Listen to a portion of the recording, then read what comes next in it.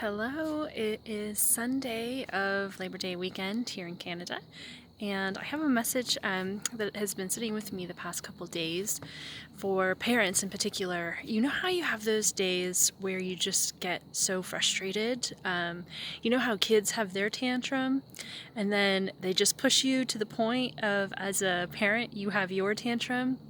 There's a lot of people, particularly moms, that I'm hearing from right now who are really struggling with some anger that is bubbling up, some frustration that is bubbling up, and it's around being responsible for the kids all the time, or at least that's the surface level. So I've heard from quite a few moms, and myself included. I noticed this early on in the lockdown, that when we get frustrated, we start to, yell out, I'm not your slave. And this is a phrase that I've been hearing a lot of people express in moments of frustration or anger, but it seems to particularly be coming up for parents right now. I am not your slave. I don't have to do all of these things for you. And it's interesting that as this comes up, a lot of parents are experiencing guilt. And I think it's part of the programming, the perceptions that we receive in our culture, that as a parent, we should always be sugar, sweet and calm. And while that may be a goal that we're working towards, there's also great spiritual lessons in being a parent, in that the children, especially the children right now, are able to bring to light a lot of things that are deep within our subconscious. And this concept of I am not your slave, I think, is a really important one, because this is a part of your subconscious soul that is aware of everything that's happening right now, that is aware of the pressure, of the enslavement that you've been feeling on some level. And perhaps it is in the parenting role, is that there's so much to do. But I would offer to notice if that statement is coming through for you, to look at what other areas in your life where you are feeling like you are a slave. Because this is an energy that we are trying to release, right? Because we are not slaves. We did not come to this planet to be enslaved or to be slaves, and it's a big energy that is needing to be healed, needing to be released, needing to be processed right now. So take a look at, say, your career, for example. Are there aspects of that where you feel like you don't have freedom to make your own choices, to do what you are really skilled at doing, to really emphasize and allow your gifts to be expressed? Is that happening in your work? Look at your place of living. Do you have freedom of movement? Do you have freedom of expression? Do you have the ability to create? Looking at your relationships, and this isn't about blaming other people.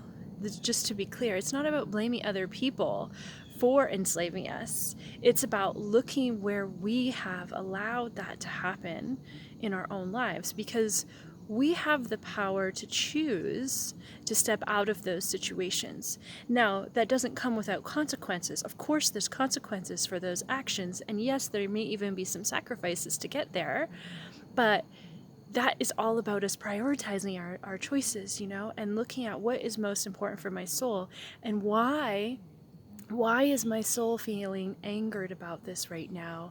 Why is my soul causing me to express that particular phrase, to have it be said in the world, to have it be heard in this physical realm of I am not a slave, right? The I am is a very powerful statement, and many of us struggle with, who am I? What am I?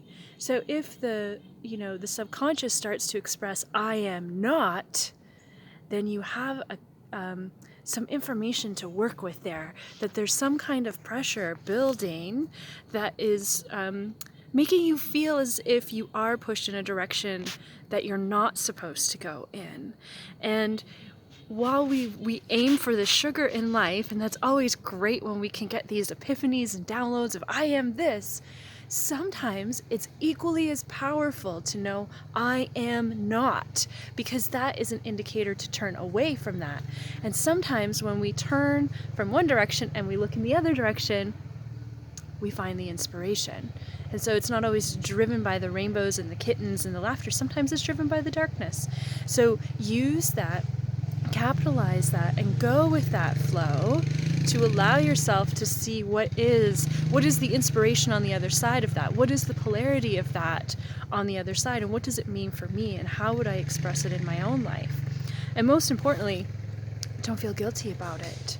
Don't feel guilty about it. We are human beings, we have emotion for a reason, and we can learn from it, and we can learn to identify what those triggers are. So if you hear yourself expressing those words, I am not a slave, own them. Feel the power in that, right? That is you stepping forward saying, I'm taking my power back. I'm taking my power back. And when we can fully embrace that and embody that in our own being, then we show and model for our children as well how to be free, how to be sovereign, right? The essence of slavery is a really dense, dark place to exist. The opposite of that is freedom, sovereignty. It means we're close to discovering that essence in ourselves. So please do take a look at that.